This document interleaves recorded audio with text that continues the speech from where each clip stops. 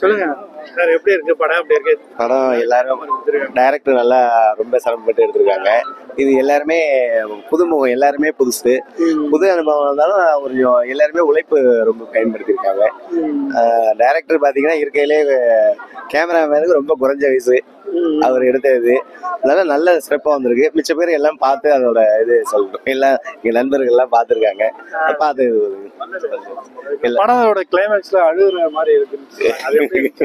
இல்ல அது அழுகுற மாதிரி சிரிச்சிட்டு சொல்றீங்க? இல்ல அது நான் அது கதையை பத்தி எனக்கு அவ்வளோ இது தெரியாது. அவங்க டைரக்டர் தான் அவங்க பண்ணிருக்காங்க. ஒரு சென்டிமெண்ட் இருக்கணும் அப்படிங்கிறதுக்காக எல்லாமே படம், எல்லாமே நிறைஞ்சது. சிறியவர் மூலம் பெரியவர் எல்லாருமே கண்டு கழிச்சு ஃபேமிலியோட பார்க்கலாம் சார். எல்லாமே நல்லா இருக்கு. சிரிப்பு, சோகம், இன்பம் எல்லாமே இருக்கு. கலந்த ஜனரஞ்சமான படம். நவரச நாயகனா எல்லாம் நடந்திருக்காங்க. புதுமுகத்தோட வந்து நல்ல வழியா போகணுன்ட்டு வாழ்த்து. ரெண்டாவது இதுல வந்து என்னன்னா, இவர் ரோட்டரியில இருக்கிறதுனால இந்த போலியோ ஃபண்ட் அப்படிங்கிற ஒரு இதுக்காக, போலியோ ஒழிக்கிறதுக்காக ஒரு ஃபண்டு கொடுப்போம் இன்டர்நேஷனல் லெவல்ல.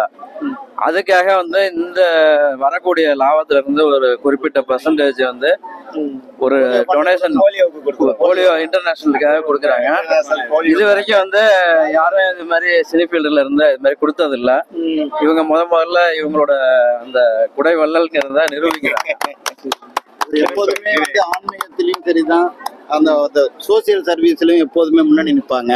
அதே மாதிரி இந்த படத்துல வந்து அவரு தலை காட்டல, ஆனா அவருக்கு என்னென்ன பண்றாரோ அதெல்லாம் வெளில காமிச்சிருக்காங்க. ரொம்ப சந்தோஷமா இருக்குது. அது அவர் மனசு போலவே படம் வந்து வெற்றி பெற எங்கள் வாழ்த்துக்கள்.